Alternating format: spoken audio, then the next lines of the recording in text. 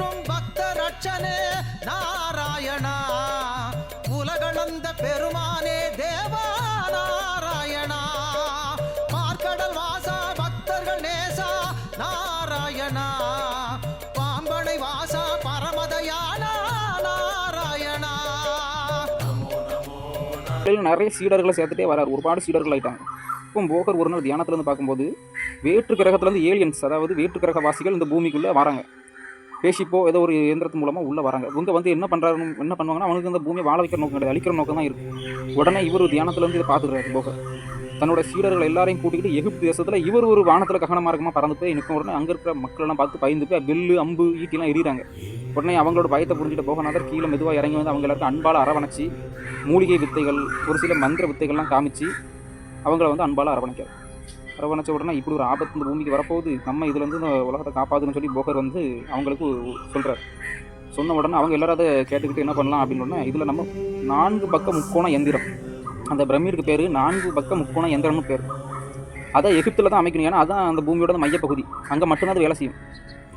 உடனே போகரும் அவரோட சீடர்களும் சேர்ந்து மக்களோட உதவியால் அந்த 4 பக்க முக்கோண எந்திர பிரமிடை கட்டுறாங்க. அது எப்படின்னு நீங்கள் பார்த்தீங்கன்னா கற்கள்லாம் டன் கணக்கில் இருக்குது. அதை எப்படி தூக்க முடியும் அப்படின்னு பார்த்தா சித்தர்களுக்கு லெகிமம் சக்தின்னு ஒரு ஆற்றல் உண்டு. கஷ்டமாக சக்திகளில் லெகிமம்னு ஒரு சக்தி உண்டு. ஒரு பொருளை மெல்லிதாக்கிறது, இல்லைன்னா அந்த இடத்துல பறக்க வைக்கிறது. இப்போ டன் கணக்கில் இருக்க கற்கள் எல்லாம் என்ன பண்ணுறாருன்னா மெல்லிதாக்கி அந்த இடத்துல பறக்க வைக்கிறது. இதன் மூலமாக அந்த அடுக்கி இந்த சித்தர்களோட உதவியால் மக்கள் எல்லாம் சேர்ந்து உதவி பண்ணி அந்த கற்களோட எடை குறையுது, கற்கள் அந்த இடத்துல பறக்குது. இப்படி அந்த பிரமிடை எழுப்புறாங்க.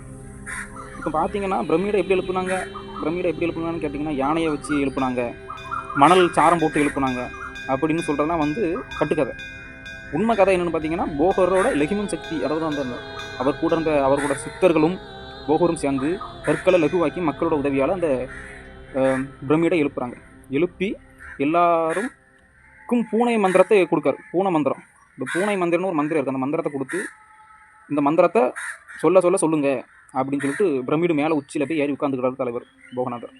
போகர் மேலே உட்காந்து அந்த மந்திரத்தை சொல்கிறாரு. இவர் கூட சேர்ந்து சித்தர்களும் சொல்கிறாங்க, அந்த மக்களும் சொல்கிறாங்க. மந்திரத்தை சொல்ல அந்த ஏலியன் சக்தி, அதாவது தீய சக்திகள் பூமியில் காலை ஊன முடியாமல் அப்படி திருச்சி ஓடுது. சுழல்ற அந்த தீய சக்திகள் பூமிக்குள்ளே வர முடியாமல் திருச்சி ஓடுது. அவளும் திருச்சி ஓடின உடனே போகர் பிரமிடு உச்சியில், கிசா பிரமிடு உச்சிலேருந்து இறங்கி வராரு. இறங்கி வந்து மக்கள் எல்லாம் பார்க்காரு.